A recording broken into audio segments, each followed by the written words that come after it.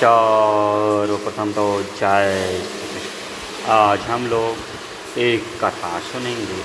कथा बड़ी ही धार्मिक, मार्मिक तथा आध्यात्मिक है। इस कथा को बड़े ही ध्यान से आप सुनें, क्योंकि किसी भी कथा को ध्यान से सुनने पर ही कथा समझ में आता है तथा कथा का आनंद भी आता है।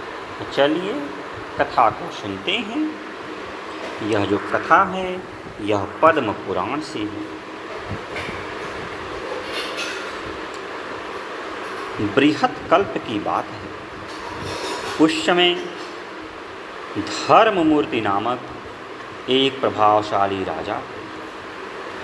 उनमें कुछ अलौकिक शक्तियाँ थीं। वे इच्छा के अनुसार रूप बदल सकते थे।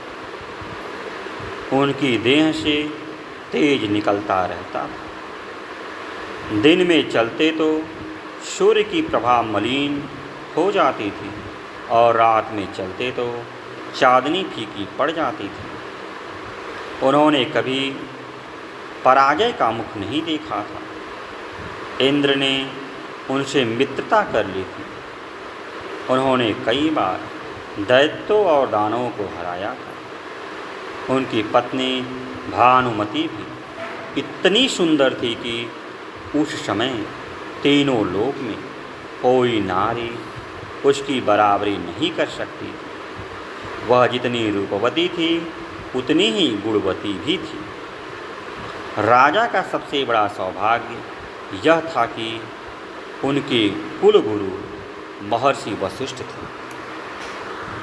एक दिन उन्होंने बड़ी विनम्रता से गुरु जी से पूछा, गुरुदेव, मेरे पास इस समय जो सब तरह की समृद्धियाँ एकत्रित हैं, इसका कारण बहुत बड़ा पुण्य होगा। उस पुण्य कर्म को मैं जानना चाहता, जिससे उस तरह का कोई पुण्य मैं पुनः कर सकूं, जिसके फलस्वरूप अगले जन्म में मुझे इसी तरह की सुख सुविधा प्राप्त हो।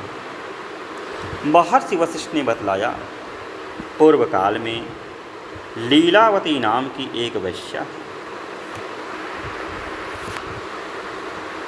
वह शिव भक्ति में लीन रहती थी।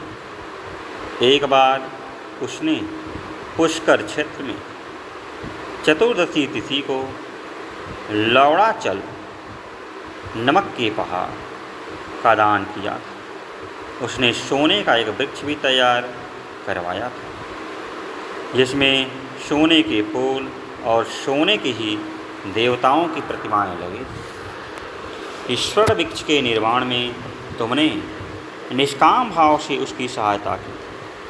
उस समय तुम उस वेश्या के नौकर थे।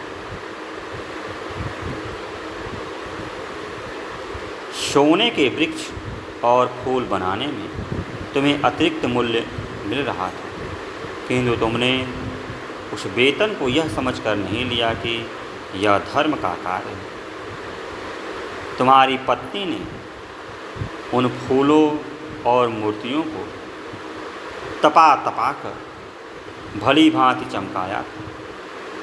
तुम दोनों आज जो कुछ हो वह केवल उसी श्रमदान का फल है। उस जन्म में तुम्हारे पास पैसे नहीं, इसलिए लीलावती की तरह तुमने कोई दान पुण्य नहीं किया था। इस जन्म में तुम राजा हो, अतः अन्न के पहाड़ का विविध विधान के साथ दान करो। जब केवल श्रमदान से तुम सातों द्वीप के अधिपति हो गए हो और तुम्हारी पत्नी तीनों लोकों में अप्रतीप रूपवती और गुणवती बन गई है, तब इस अन्न के पहाड़ के दान का क्या फल होगा, इसे तुम स्वयं समझ सकते हो। देखो, इस लवड़ाचल के दान से वेश्या भी शिवलोक को चली गई और उसके सब पाप जलकर खाक हो गए थे।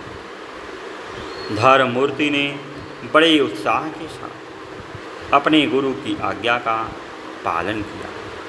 तो आज के लिए इतना ही, फिर किसी दिन अन्य वीडियो मिलते हैं।